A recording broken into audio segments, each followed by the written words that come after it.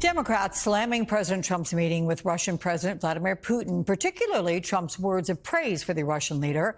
Congressman Eric Swalwell also accusing the meeting of being nothing but counter-programming to Trump's domestic troubles.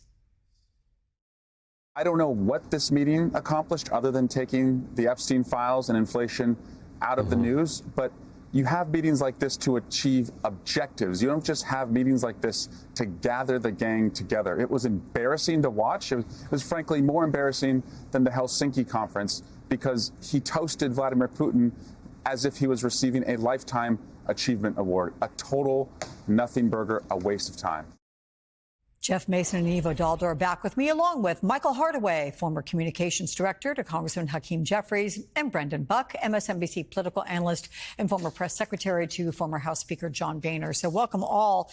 Michael, Putin got a red carpet welcome. He got a jet flyover, riding the beast. Demands for a ceasefire were dropped. No new sanctions against Russia were announced as Trump had threatened. Now Trump is reportedly suggesting ending the war by having Ukraine cede land to Russia. So what did Trump get out of this? He was humiliated, and he really humiliated the country because this is the worst negotiation I've ever seen. He gave Vladimir Putin everything he wanted up front, which is to be treated as a peer, to ride in the beast, the presidential limousine, and really just to be treated as someone who's on par with the American president. Vladimir Putin is a war criminal who was wanted by the International Criminal Court for transporting children illegally. He's not on par with the president of the United States, but Donald Trump gave him that. And really, this kind of parallels the situation in Gaza, which is you've got these real estate developers leading these negotiations, and they have no idea what they're doing.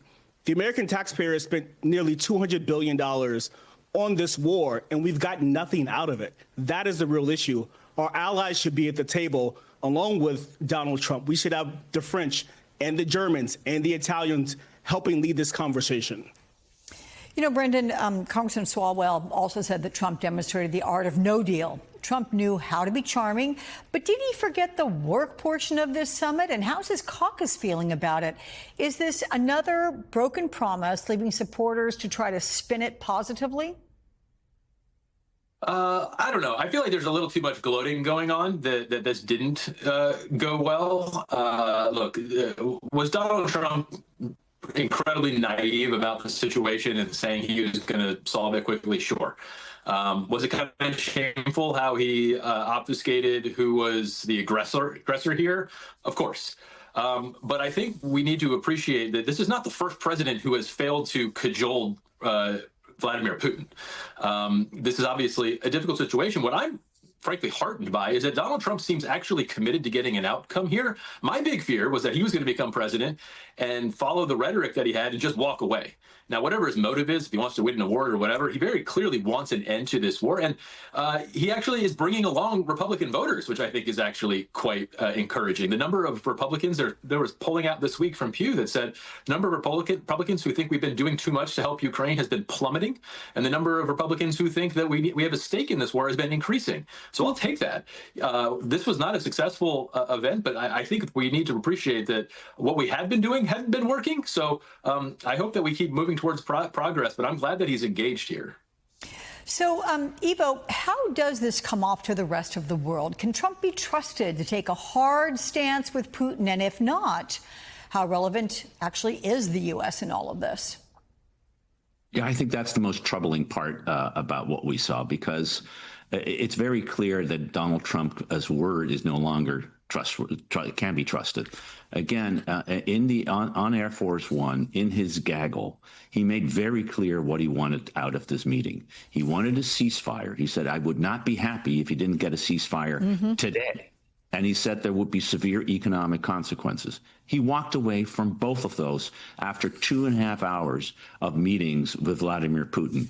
And what did he do instead? He said what a wonderful man he is, what a smart guy he is, how he agreed with Donald Trump that the 2020 election was stolen from him because of mail-in voting. Didn't know that Putin was an expert on democratic elections. I know he's an expert expert on stealing democratic elections, but not on democratic elections, and then fell for this trap that if he had been president, Putin would not have invaded. I mean, come on.